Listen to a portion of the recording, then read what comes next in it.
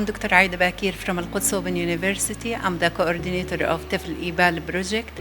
On Erasmus Day, I'd like to express my gratitude to Erasmus Plus program and to the European Commission for supporting our higher educational institutions here in Palestine through capacity building and offering staff members the opportunity to visit Europe and to learn something about how to modernize our institutions, about education, about recent pedagogical theories, how technology is integrated in the process of teaching and learning, to facilitate learning, how to overcome the barriers that we have here in Palestine because of the occupation and because of some political situations and socio situations also.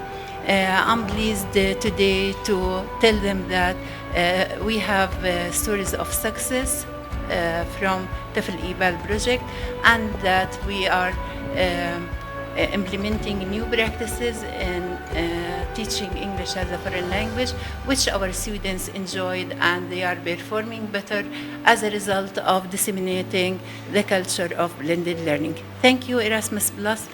Thank you, Al-Quds Open University. And thanks for all who collaborated and supported the Tefl-Epal project. Thank you very much. I'm Sven from Chemnitz University of Technology in Germany, and we're participating in the Tefl-Epal project. We have hosted our Palestinian partners to attend 2 workshops to further enhance their skills in teaching English as a foreign language in Palestine. Upon returning to their home institutions, they shared the knowledge they gained and the skills with their fellow teachers. We're also in charge of quality assurance in the Tefl-Epal project. I am Dr. Khalid Wekat from Al-Quds Open University, Nablus branch. Today I'm going to talk about my experience in the project teaching English as a foreign language in Palestine in higher education institutions. As a matter of fact, this project really was the most important and the most useful project in my life. Why? Number one, because this project enabled me to travel abroad for example, to United Kingdom, to Germany, to Turkey several times in order to participate in training courses which handle different topics and issues. For example, content learning, design, project-based learning, using technology in teaching English, using mobile learning, and other issues. The most significant training course which I admired most was project-based learning. Why? Again, why? Because when we were in Turkey and Germany and UK, we were trained on how to use project-based learning in our universities, in our institutions. So, you know that since March, we faced the problem of coronavirus. So all universities and schools were closed from March. The first time they were closed for about 40 days without being able to attend or to give face-to-face meetings. And at that time, in the second semester, I was teaching a course which is language use course. One of the requirements of this course, language use, was for students to sit for oral exam. But because of the closure of the universities, we couldn't meet our students. So I tried my best to use project-based learning in this course. How? I sent my students, by the way, I had 3 sections, about 95 students in this course. So I emailed them, I sent them an email telling them that because we are unable to have face-to-face oral exam, so everyone should give a presentation or a 3 or to 5 minute talk where or in which he or she can videotape his presentation using his smartphone. And then they were asked to send their videotapes or their activities or their projects to my messenger or either my messenger or my WhatsApp. And I told them that 5 presents, 5 gifts will be given to the 5 best students. Each gift is a tablet. Later, they were encouraged to do this task, and they were very, very motivated, and all of them worked hard at home in order to practice speaking the English language. And of course, they chose topics that relevant to the course, number one, and to the situation. For example, some of them talked about coronavirus and how to prevent ourselves from this virus, and others talked about the Palestinian situation, others talked about the Palestinian flag, the Palestinian problems. Some of them talked about their houses, their families, their cities, their villages, and their religious places like Al-Aqsa Mosque and the Dome of the Rock. So it was the first experience that I benefit a lot from this project, which was funded by the European community under the name Erasmus Plus program. So I'd like to thank this program. I'd like to thank Al-Quds University and all my partners, all our partners in Al-Istiqlal University, in Beit Lahem University, Al-Ahliya Beit Lahem University, in Khaduri University, and to our partners in UK, in Germany and Turkey. Thank you very much. Hello, this is Sam Kadoumi, Associate Professor of Teaching English as a Foreign Language. I have participated in Tefl-Epal project.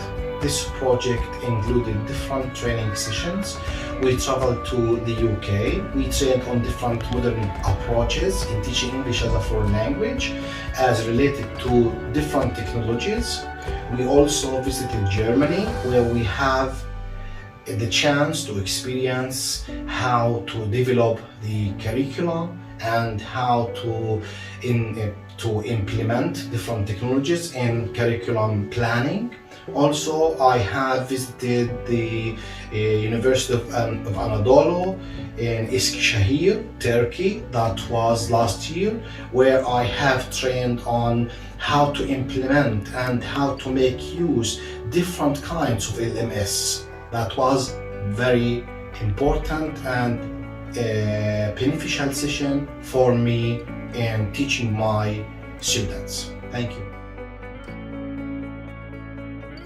I'm Nadia Salous. I work as an English lecturer at Palestine Technical University, Kaduri. I'd like to express my gratitude to Erasmus and its administrative staff here in Ramallah, and also all over the world, because they are doing just fine and well. Also, I want to tell them that they gave me a very unique opportunity by letting me know the other cultures. I used to read about cultures, but being there is completely different. So thank you.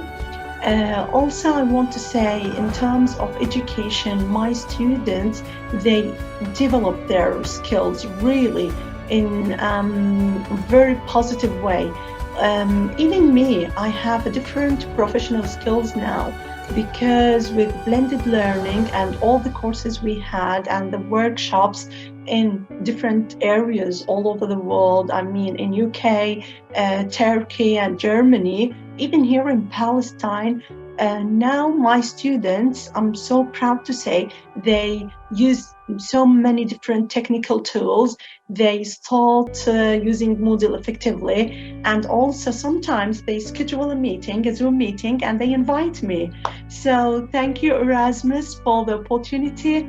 Thank you, Tefl-Epal project. Thank you, my partners locally and globally. And thank you, BTUK. Lots of love from Palestine. Goodbye.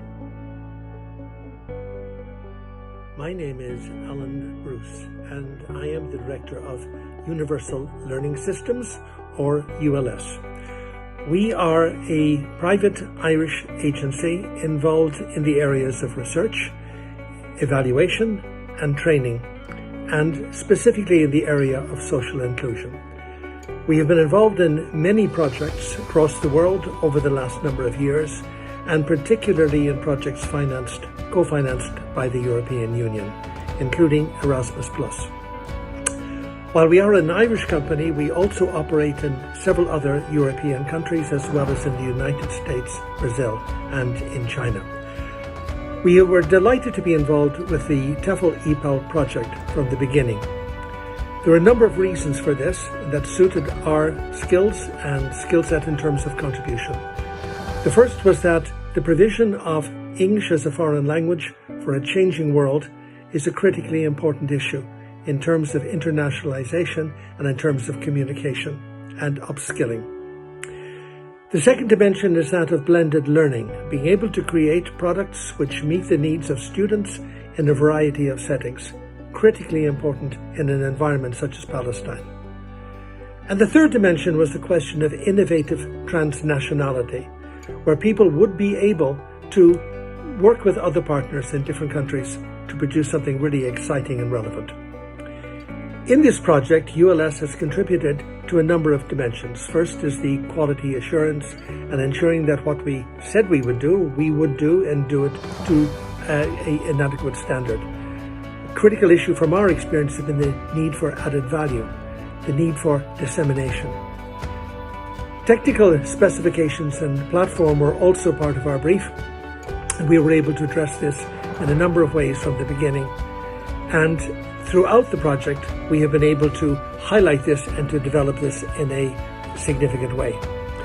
We produced and presented a paper at the International Language Learning Conference in Florence in November 2019, together with Dr. Bakir, and this again highlighted what we were doing in the project and what the general issue was about. Training for technical and support staff we provided in February 2020, just before the impact of COVID-19, a wonderful and enriching experience, realizing that all members of the team are equally important in providing a quality program. At the end of the day, we want to ensure that the project meets real needs, that it provides sustainable change for those working in the field of language learning and also for those working in higher education, that we benchmark innovation, and that finally we provide a platform for future excellence, which I think would be the gold standard for all projects. It's been a pleasure to work in this project, and we look forward to the next stages. Thank you.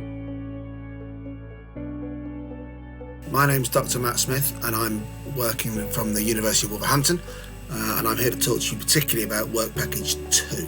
Okay, so we were tasked with developing the training courses to update academics' knowledge in not TEFL particularly, but in the delivery of TEFL, create guidelines for developing and upgrading their courses and their curriculum, develop some of those courses and studies, train university staff, evaluate the new courses, and foster research in TEFL. So I'm going to talk very briefly about what we've done.